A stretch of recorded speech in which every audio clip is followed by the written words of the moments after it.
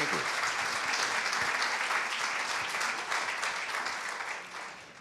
Good evening, everyone. I am Matthew Hargraves, Director of the Wadsworth Athenaeum. It's my enormous pleasure to welcome you all this evening to this very special opening of the exhibition I Am Seen, Therefore I Am, Isaac Julien and Frederick Douglass, and to have such a distinguished panel of speakers here this evening.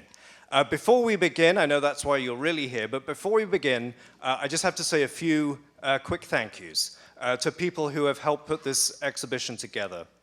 First of all, a quick thank you to Alison Long and Jessica Williams-Stark, who did a lot of the historical research in the background to the exhibition. To Alan Phillips here at the Wadsworth for all his help in being an internal point curator. To John Eastman and his team of art handlers who did such a beautiful job of installing the exhibition. To Mary Busick, our registrar, and her team for their flawless work in putting this together. To Mark Giuliano, our fabulous exhibition designer, for all his incredible dedication and hard work. We have lenders to the exhibition here this evening. I want to say a huge thank you to them. The Connecticut Historical Society, the Watkinson Library at Trinity College right here in town, Victoria Miro Gallery and Jessica Silverman Gallery, and most particularly to Greg French for their generosity in lending to this exhibition.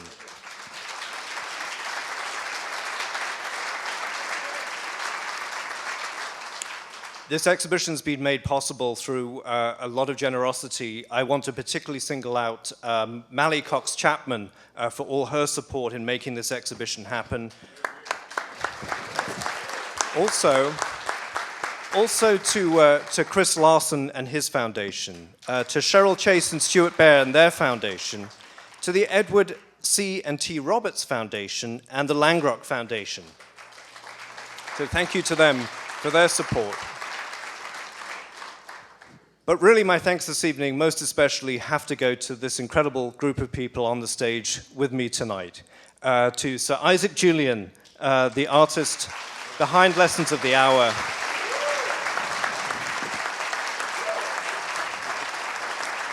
To Professor Sarah Lewis from Harvard.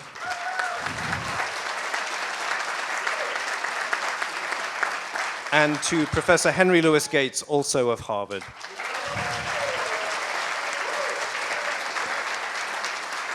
Thank you so much to them for making this incredible exhibition happen.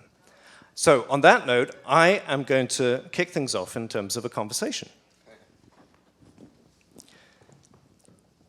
So, Isaac, Sarah, Skip, this whole exhibition has come about really because of a historical moment. This week marks the 180th anniversary of when Frederick Douglass first visited Hartford.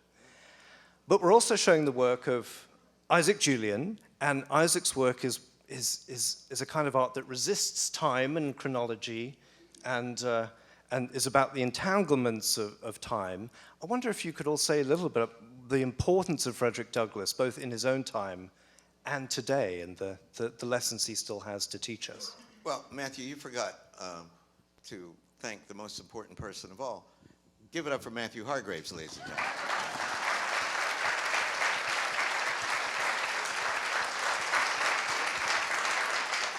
Because it was Matthew, reading my email one day, I get an invitation to curate an exhibition that would combine images of Frederick Douglass, the most photographed American in the whole 19th century.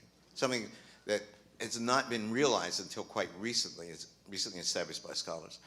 To curate an exhibition that combined images of Frederick Douglass with a brilliant installation by my old friend, a person I love and admire deeply, Sir Isaac Julien. That's Sir Isaac Julien, knighted by the Queen. And no one had ever asked me before. No one. And I'm a scholar of Frederick Douglass. I love Frederick Douglass. I've been writing about Frederick Douglass since I was 26 years old. And I had written an essay that I really value, that I'm pleased with, about Frederick Douglass's theories of photography and the representations of Frederick Douglass and the role of representation itself in the apparatus of racism. How do you convince a people whom you've objectified economically that they really are objects? And that's a mind game, and one way you do it is by representing them as objects, representing them as inferior, representing them as subhuman. Frederick Douglass figured that out. He figured that out brilliantly. And so Matthew wrote to me and asked if I could curate it. So I'm very comfortable, familiar with the subject matter, with Isaac's work and with Douglass, but not with curatorial skills. But I knew someone who was. And so I wrote back immediately and I said, I shall do this if I can co-curate with Sarah Elizabeth Lewis. And that has produced this happy result in this wonderful exhibition. So please, once again, give it up to Matthew for the idea and Sarah for actually making this happen.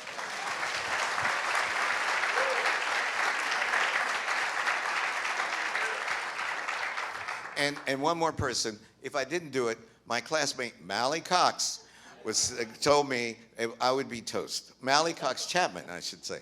And so, and you thanked her, but a person I've known for 54 years, and we've been fabulous friends. So I couldn't risk incurring the wrath of Mally Cox Chapman, so that's why.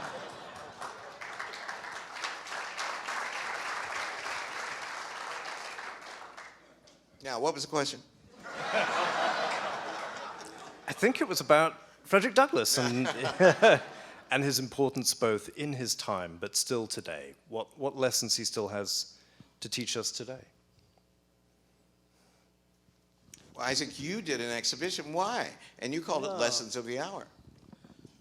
Yeah, I mean, I think, in a way, for me, well, first of all, my confession is I first read about Frederick Douglass when I read Skip's essay, and it's an essay which is, from the 80s, I think, figures in black, and, in a way, I think, well, for me, being approached by Jonathan Binstock and John Hanhart, curators, bringing me to Rochester, seeing Frederick Douglass's kind of amazing statue in Highland Park, and I just thought, it's just, and then, I mean, for me, also it was connected to really then reading all the amazing writing that was starting to flourish about Douglass.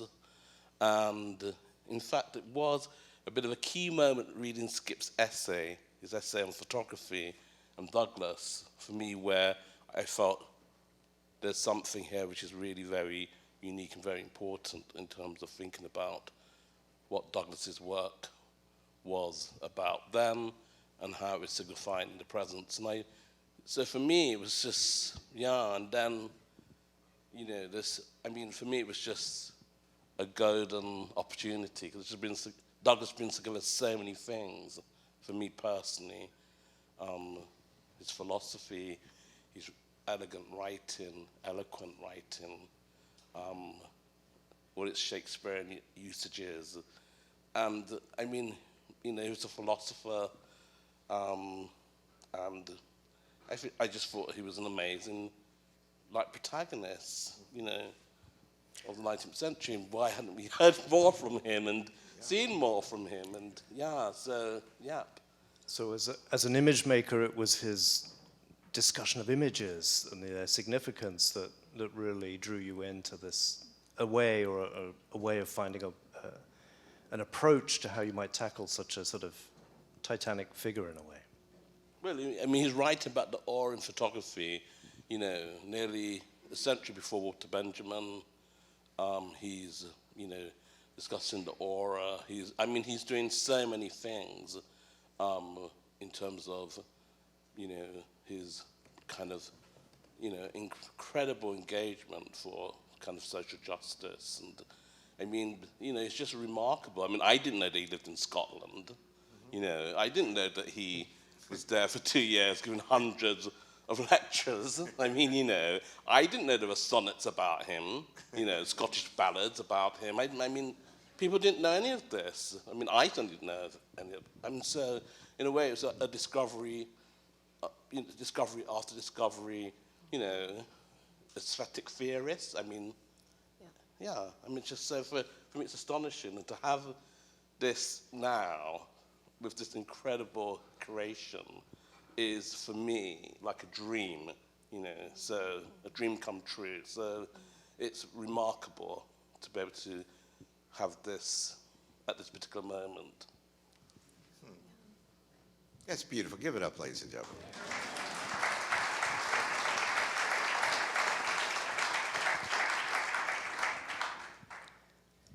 Yes, sir. I think people just are not aware that in this moment in the early 1860s, Douglas produces, seemingly out of nowhere, 4 lectures on photography.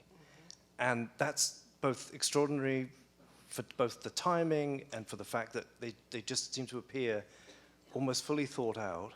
Could you say a little more about what he was thinking and some of the content? Because I think people are just not sufficiently aware of this part of his work and his legacy. Absolutely. So when Douglas comes to speak in Hartford, he has been in the midst of writing really the theory of representation and image making for American justice and racial equity in the United States. He first delivers a speech in Boston's Tremont Temple in 1861, which stuns the audience into silence, ultimately. And he's speaking during a period in which you'd imagine he would focus on force and combat to achieve reconciliation and union, but instead he focuses on what would have seemed like a trifle in the state of this nation-severing conflict, namely pictures. And he titles the speech Pictures in Progress, alternatively called Life Pictures. And he redrafts this speech 3 different times over the course of his life. At the end of his speech, he states, really humbly, it might take over 150 years for someone to come along and better explain what I mean about the importance of images for justice. And I know and believe it is an artist like Isaac Julien who he has in mind, or a scholar like Skip Gates who he hoped would come. So he begins this unfinished movement in this speech, really asking questions that we're still grappling with today. What is the role of art and culture for justice? What is the role of representation in a representational democracy? And he's alone, this sole figure thinking about these ideas during the Civil War. And that's what brings us to today. And the fact that he's doing it.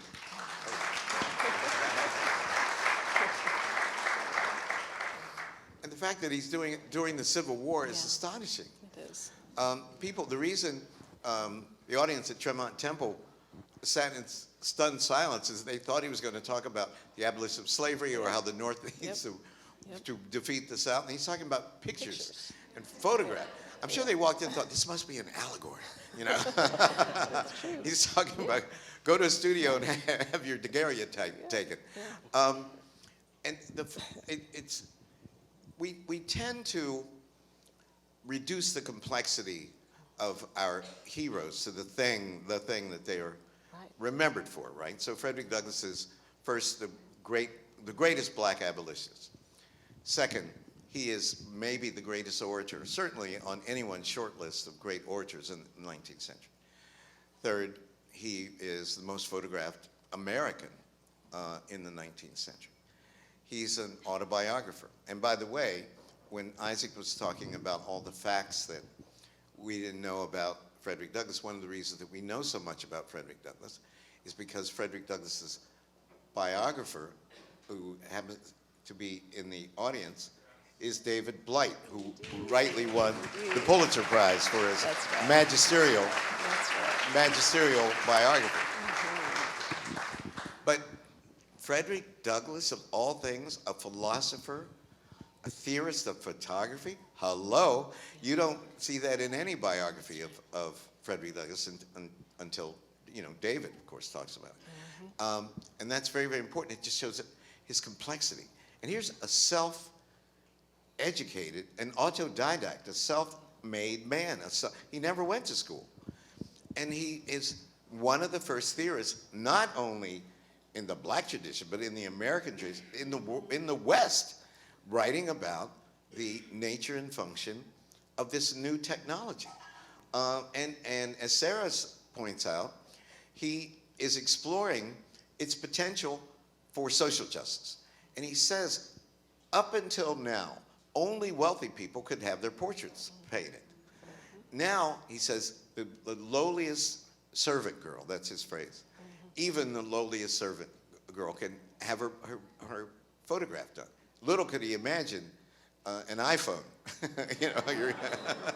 and the proliferation of images now. And what I like about Isaac's timing, the timing of the exhibition, and the use of the title refers to Frederick Douglass's last speech, which he gave all over the country in the year 1894. Douglass dies in February of 1895.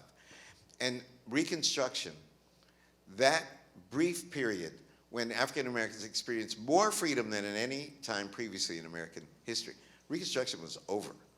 This is 2 years before Plessy v. Ferguson ratifies the concept of separate but equal. The Mississippi Plan of 1890 started a wave of constitutional conventions in the former Confederate states designed purely to disenfranchise black men through poll taxes, literacy tests, and grandfather clauses, to undo, as best they can, the 13th, 14th, and 15th Amendments. So it's a time of great despair for the African American community, and certainly for this is the lion in winter. And why is that important? Because when Isaac decided to do this, were fighting the greatest threat to democracy in the history of our republic with the antics of Donald Trump.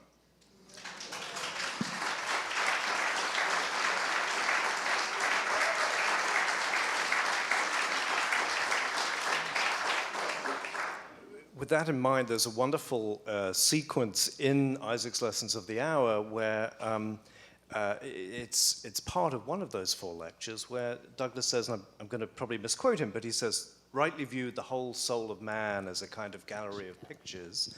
But then he also talks about the relationship between the ballot box and images, and thinking specifically about photographs. As we contemplate where we are at this moment in history in this United States, which, as we say, is a country that Frederick Douglass loved, in terms of representational justice, where are we, and what lessons does Douglass sort of teach us at this hour?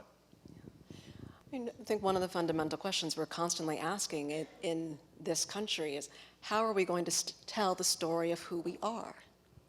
And we see an answer to this, as Douglass has put out through his speech, as we've put out in the round their exhibition, through the image. We see the answer has really always been through representation alongside the work of law and norms. Representation being a way to describe art and culture, broadly defined. He was, I think, pioneering and believed in this idea long before it was proven. We now see that whether it's thinking about the racial reckoning we just went through in 2020 or any other such moment, that video or images are a way for us to understand the unspeakable that's taking place in this country, right? A way for us to actually see it, to grapple with it, to reckon with it. He understood its potential for that. He also understood its redemptive capacity. He understood its capacity to change the narrative about who counts and who belongs in this country. It's why he put himself in front of the camera that many times to become the most photographed American man. He knew that there was an image that he was shattering about how people saw Black Americans at that time.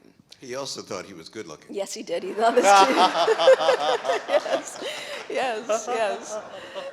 And he was. Yes, He was a handsome man. yes.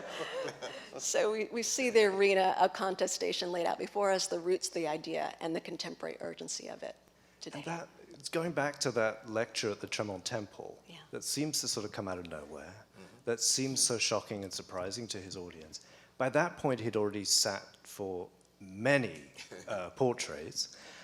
Did he discover this sort of theory inductively, do you think, through having sat for his image, or do we know more about where these lectures came from in his sort of thinking and his formation?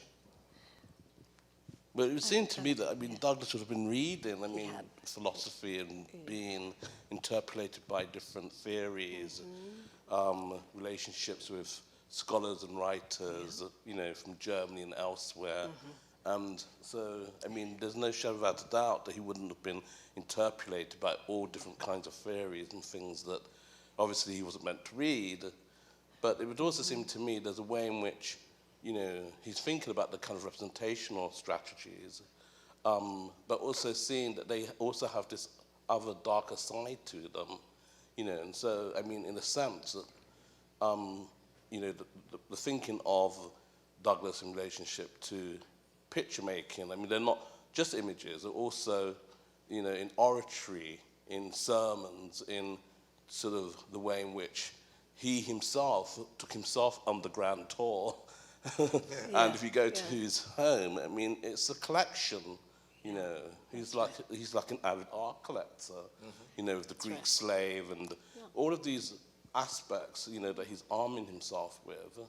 And of course, he knows that representational aspects are key, but I think he can also see that, you know, they can be managed in a particular way. And I think we know now, obviously, the role of social media and their interplay and how they interpolate things, you know, can lead to different avenues.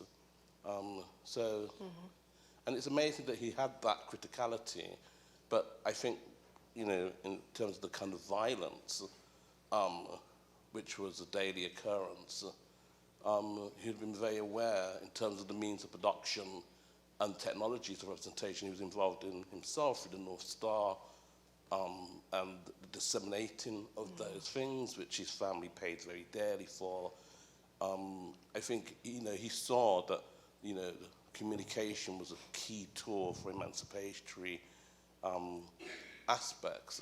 But I think it's so interesting that he did and was interested in sort of aesthetic strategies as well, as a way of undoing this kind of way, you know, that African Americans were being framed, blacks were being framed at that particular moment. Yeah. If you're represented in the ultimate non-aesthetic way as the summa of ugliness and despicable physical features, the sort of the in the basement of the representation, right? And this is true in the Enlightenment, in representations of the great chain of being. Great chain of being, ladies and gentlemen, is like, think of an infinite staircase that went from the bacteria to God. So at the top is the God, always looking like Charlton Heston, of course, in images. And right under God are the 5 races of man, quote unquote. And there is a European, and then an Asian, and then someone from the subcontinent, then a Native American. Then at the bottom, these are visual images. You could Google them, you know, right now on your iPhone. This is the great chain of being. There is an African always represented with simian features, and just under the African is an ape. That's the great chain of being, right? And for some people, like Thomas Jefferson, where the human community ended and the animal kingdom began was a matter of great speculation. And Jefferson, even in the Notes on the State of Virginia, says that African women are sleeping with orangutans on the African continent. I mean, that's horrible. This is one of the most racist things that you could possibly even think of, let alone write. So Douglas knew that the goal was to establish the subjectivity of the black person who had been reduced to object status.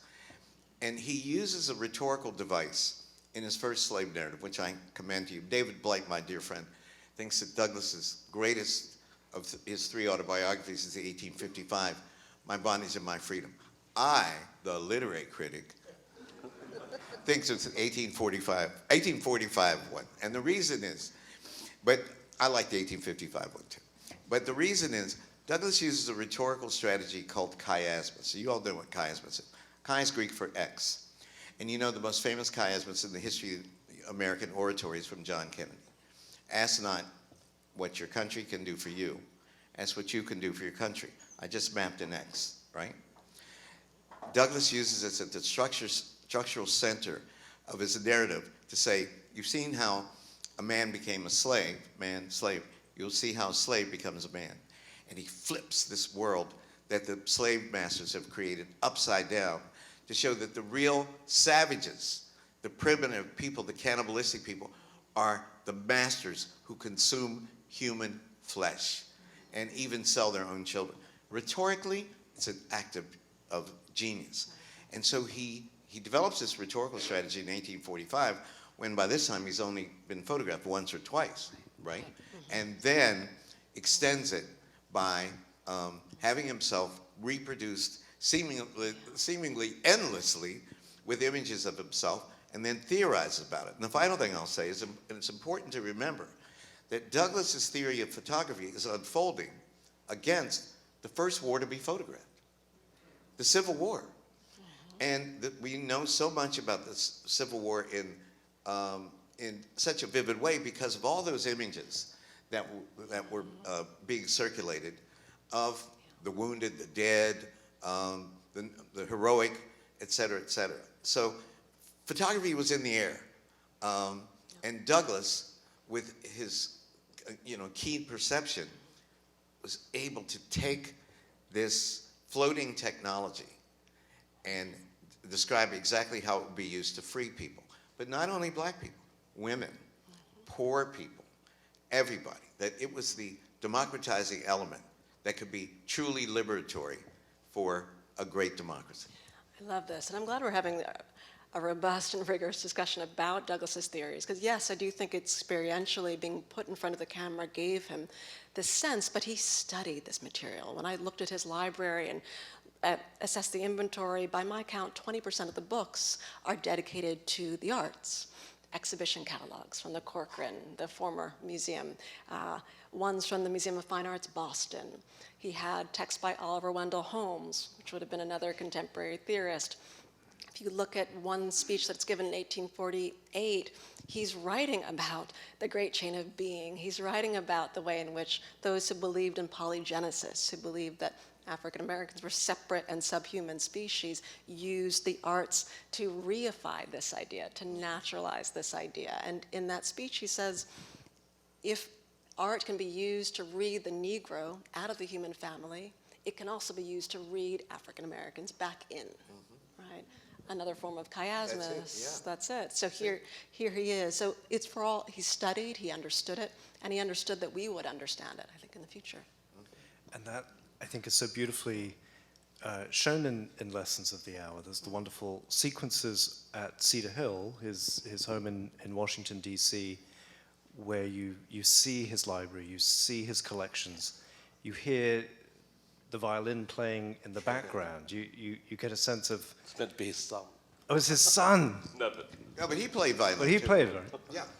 But that sense of this other side of Douglas that we don't always think about, or we don't always see. On that note, Isaac, you mentioned his sort of aesthetic strategies. I wonder if you could talk a little bit about your own aesthetic strategies, especially in relation to how you tackle Lessons of the Hour, and in relation to Douglas himself.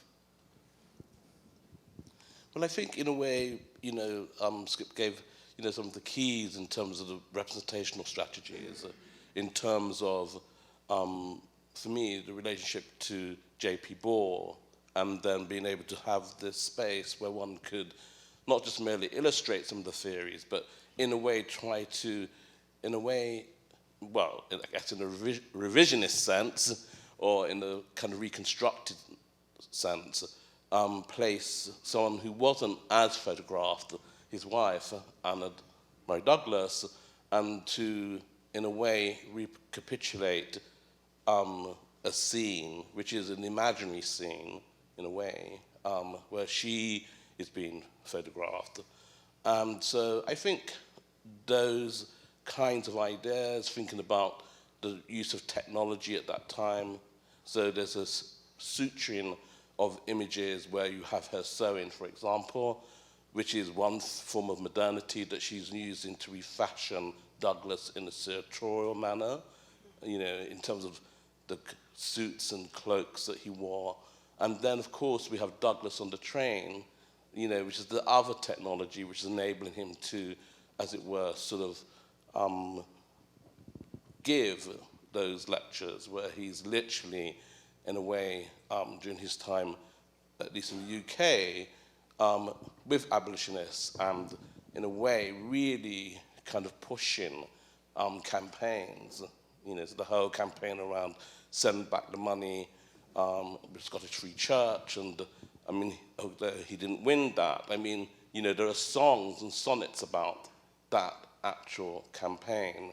And so, in a way, I think it's about thinking across time and in the use of multiple screens to basically try to, in a way, emulate, at the same time transform some of those ideas in terms of the salon hang of pictures and paintings and how that would be refashioned in today's use of technologies where we are sort of multitasking many screens simultaneously on Facebook or emails or what have you, you know. So that whole idea of screen technology, you know, in a way is another attempt of thinking about, you know, how some of those ideas move into now, which are connected to my practice, but I think are also being, for me, inspired by Douglas's texts and sort of different versions of pictures, which of course are not just images, are also, you know, the fact that we have someone like Ray Farron, who's a Royal Shakespearean actor who could connect to some of the Shakespearean aspects in Douglas and to bring those out in his performance. All of those things are kind of the other forms of picture making that were really exciting to explore in the work. And, you know, people got incredibly excited when we're making it, you know, as well. So all of that energy is, I think, present, so to speak. And Douglas was a great mimic. And just many people have pointed out, David's very eloquent about that.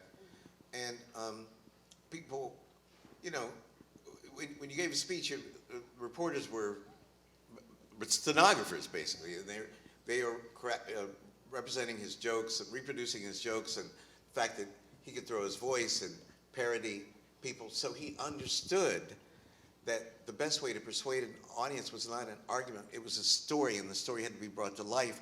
And the way to bring it to life is through his, you know, lovely voice, but also through visual representation, insofar it's possible to do that with your voice. So he was very much the performer, the visualist as well, the spoken artist, but also the figurative artist simultaneously.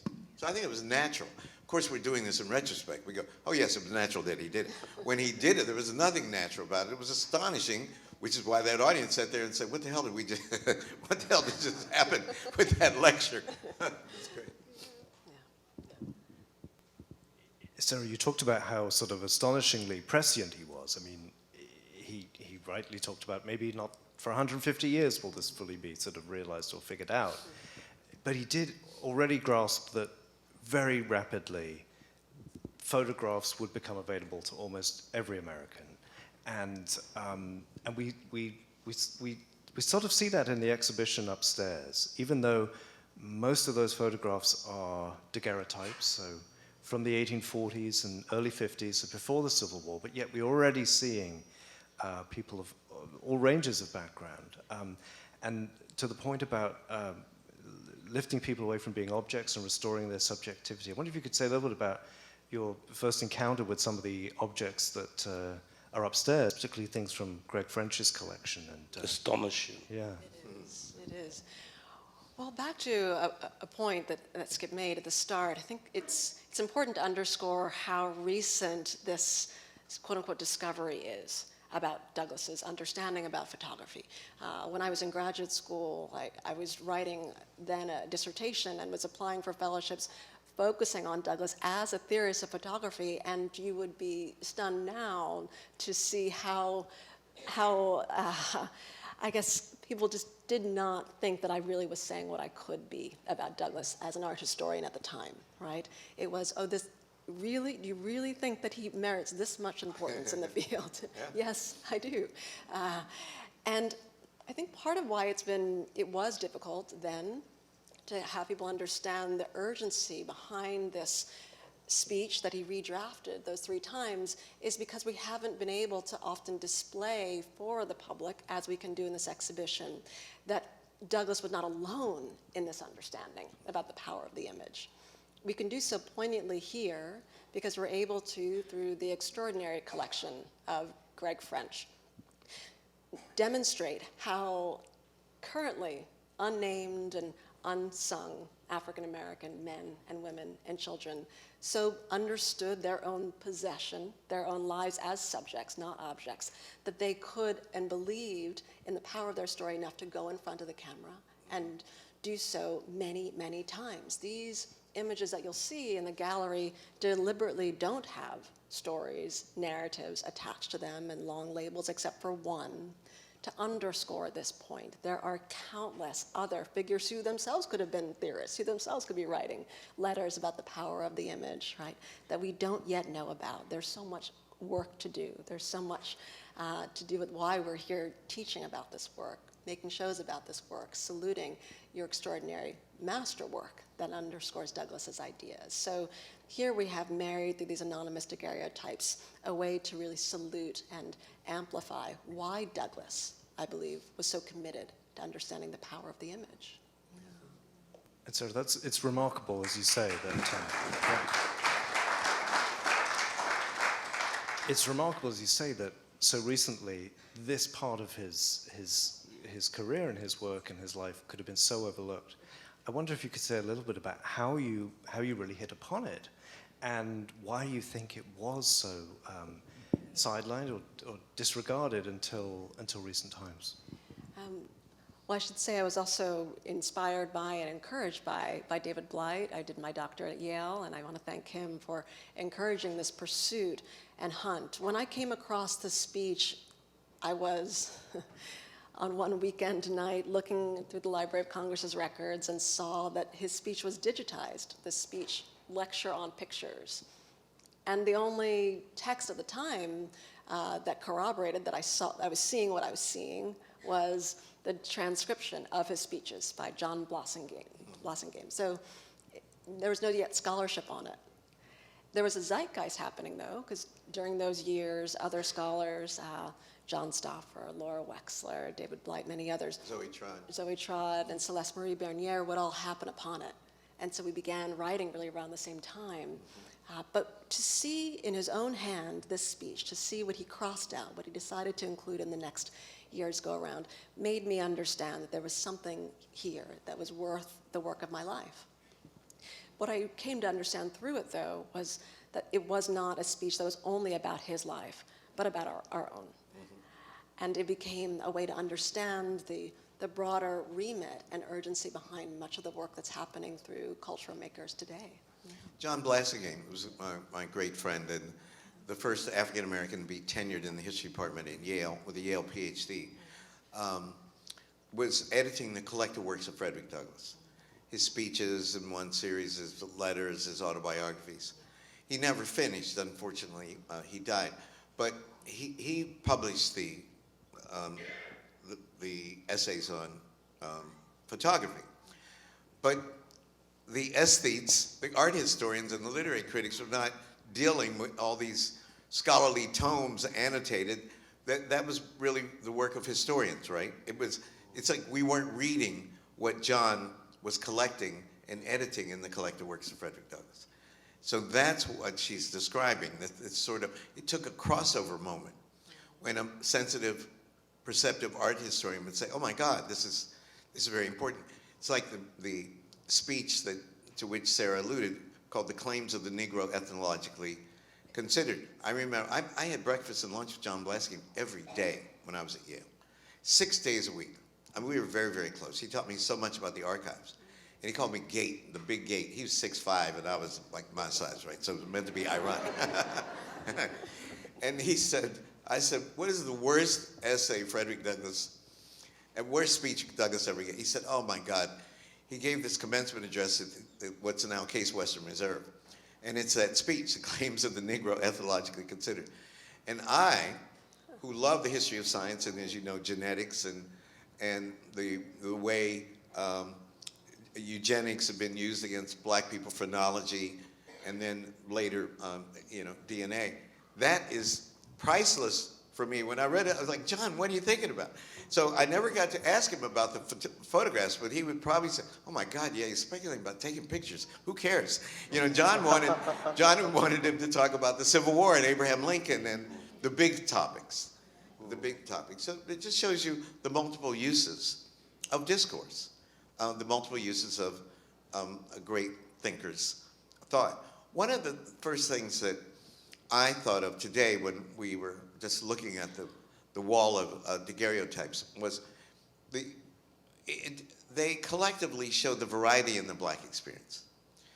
We use terms like the black community or black people or people of color. But when you just look carefully, ladies and gentlemen, at each of those images, you will realize that we are a multivarious people. We come in all shades of brown, from the darkest brown to the lightest brown, imperceptible brown, as it were, with aquiline features, with African physical features, with different hair textures, and collectively we make a great people, a great civilization.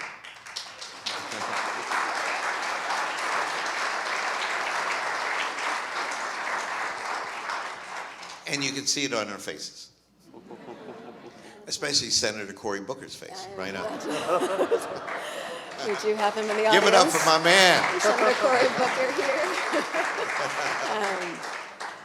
We're also saluting a great New Jerseyan tonight in Augustus, Washington, in our show. Right. One of the first daguerreotypists. Right? Yeah, tell them about the black daguerreotypes. Yeah. You alluded to one, but you didn't. There's no footnote there. So the way the show is laid out, it really allows you to understand the Hartford scene, why Douglass came to Hartford. But as you go into the second room, you see the daguerreotype rooms. And one of the foremost daguerreotypists was a free black man, Augustus Washington.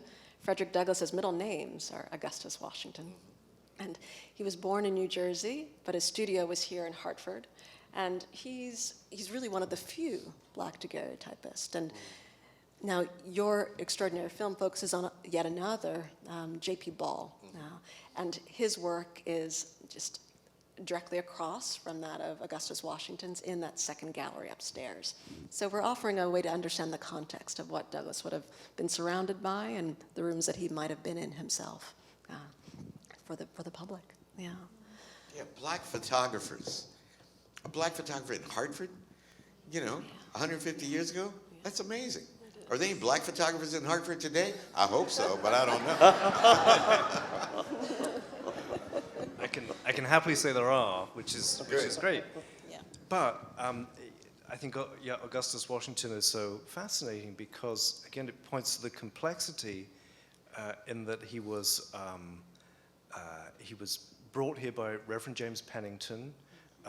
He teaches at the Talcott Church School, and yet, despite his friendship with Pennington and his obvious sympathy with people like Douglass, he heeds the call of these white-led colonization societies to take his family to Liberia against the sort of beliefs of people like Pennington and Douglass. And it's a really extraordinary story after a decade or so here in Hartford that then happens. And to your point about the complexity, it's really a fascinating instance of that, I think.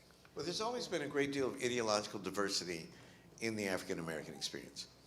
My daughter, I have two daughters, and my younger daughter, Liza, used to say when she was a little kid, oh, Daddy, I wish I were alive back in the day when all black people agreed with each other and loved with each other. And I go, when was that, Liza? I must have been asleep.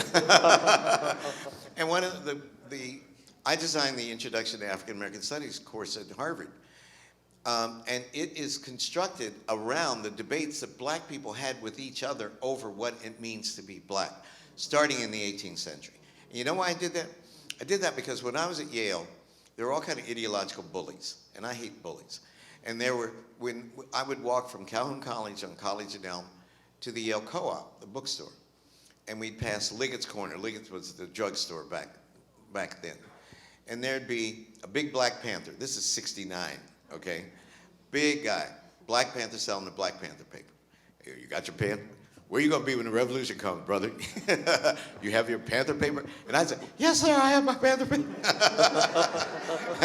If you got by him, then there was a representative of the Black cultural nationalists wearing the dashiki or the big afro saying, habari gani? And I'd say, habari gani back. Do you have the Swahili paper? I go, unasema Kiswahili, bwana. Then, you manage that, there would be, we call them the bow ties, the members of the Nation of Islam. Elijah Muhammad. They have a white shirt, the black bow tie, and they go, the messengers, you have Elijah Muhammad's messenger speaks. I go, I left it at the office, brother. I hated those guys, man. And somebody telling you you're not black enough, who your friends should be, who you could date, that's disgusting. No matter a bully, bullies are bully, whether it's a black bully or white bully, it doesn't matter. And you have to stand up against ideological bullies.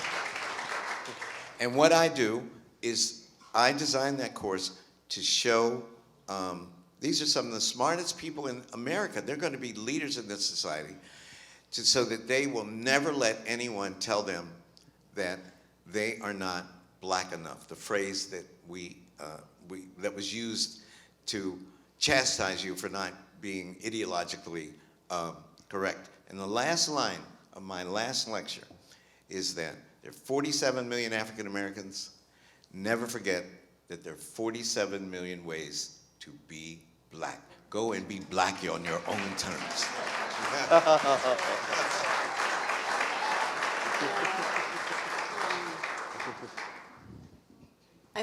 Can I ask a question? And I'll make a statement first. So Yes, of course. Okay.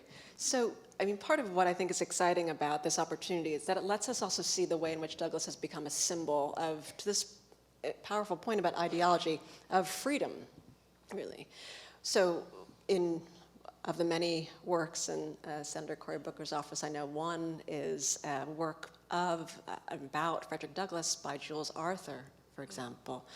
And I was thinking about the way in which Douglass represents freedom for so many of us, and as it relates to you, Sir Isaac, your show and your work always thinks about freedom, right?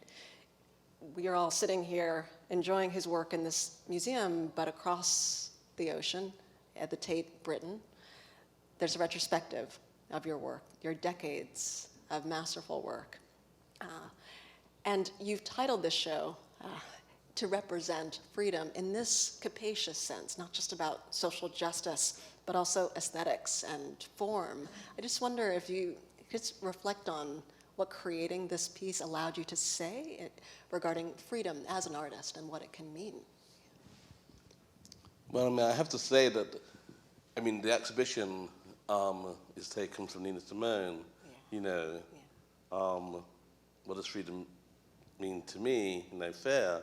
And I was thinking about that in relationship to both, you know, in a way, it connects a bit to Skip, you know, about the fair around policing, about autonomy of the artists, but then the fact that we know perhaps that there is fear, and what can you do to undo that? And I think, you know, in my works, I realized that, I mean, making the Lessons of the Hour actually took me right back to my first work that I made as a student in 1983 called Who Killed Colin Roach, which was about the death of a young black man found in a police station. And I made that work simply because, being an art student, I had access to the means of production, to the apparatus. And when I saw, you know, this family that was protesting, I realized that that could have been my own family. And in a way, against some of the sort of things which I was being taught, you could say, in my art school, I took the kind of apparatus and made this work. And I think that question of freedom and how it is connected, quite often to technologies, not always, but I think, for me, this question, of course, around the sort of aesthetic quest, and I mean, this idea really came up through making the film, through Douglas, and the last work which I've made, which is called Once Again, Statues Never Die, where it goes to Alan Locke and some of his ideas. I mean, that brought me back to really, I have an archive, and from time to time, I dive into it and realize that there are so many kind of writers, and I'm thinking about here the late Bell Hooks and a text that she wrote around sort of freedom for the artists, and she wrote this text in a catalogue for the Museum of Modern Art, which was sort of on my work, and her passing, I was searching for how could I give a homage to Bell, and it was just there, right there in this text that she wrote about sort of autonomy, about freedom, and about the imagination being that force, that space for freedom, for the autonomy of the black artists in this space of freedom and autonomy. And she talks about, the metaphor is weather, just like Christina Sharp's use of weather, or Toni Morrison's use of weather, which of course is borrowed from. And in a way, for me, Douglas, gives those keys, in relationship to one's practice. And so it's been quite a journey, but I think sort of in terms of us talking here now and seeing what I see as these albums of freedom in these, daguerreotypes, they're so precious, and it's so unique, and it's actually unusual in an archival sense. We're here talking about these kind of discoveries, but obviously there have been people who have been doing that work as collectors, as kind of people who are really attached to a quest, and I think that's very moving, and to have these as the kind of documents.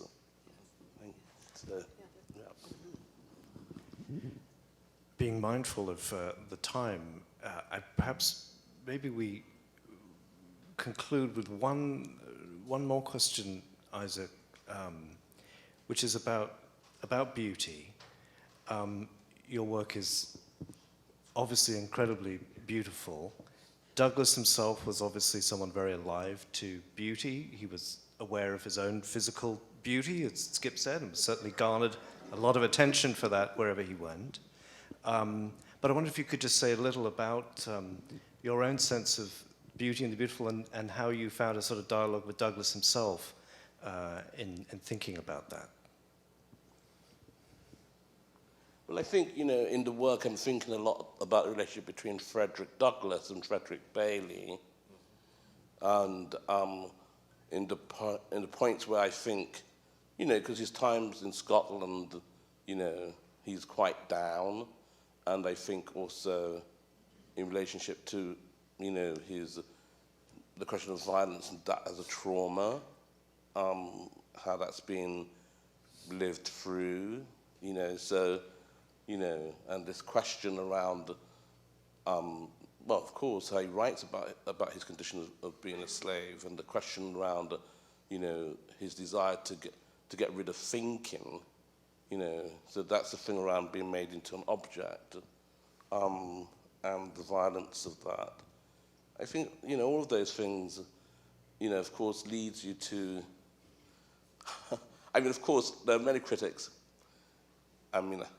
most of them have been white critics, that would talk about this question of black Narcissus, or of beauty, too beautiful, and I mean, of course, it's been nothing I've ever been bothered about in my work. Is there such a thing as a too sort of beautiful? criticism, you know, because, you know, it really depends on who's looking, you know, and we still don't have the kind of critical discourses.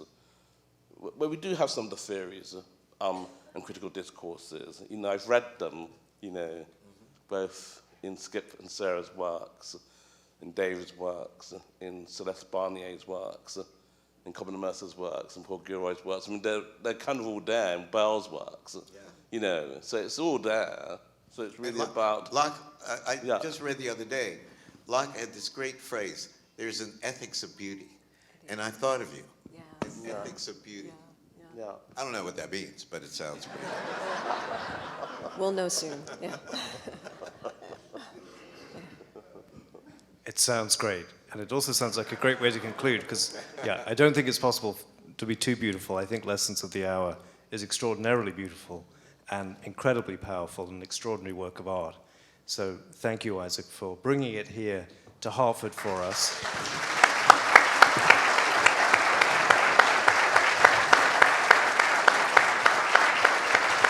And thank you so much, Sarah and Skip, for curating this fabulous exhibition.